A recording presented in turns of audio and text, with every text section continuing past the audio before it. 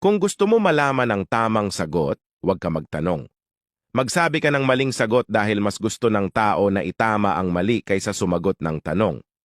Psychology fact ito na pwedeng makatulong sa'yo kapag ayaw mong matapos ang usapan nyo ng kachat mo.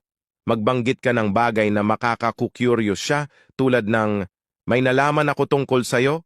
Ang mga taong nonchalant ay ang klase ng tao na chill lang at walang pakialam sa mga bagay-bagay at sa mga nangyayari sa paligid nila.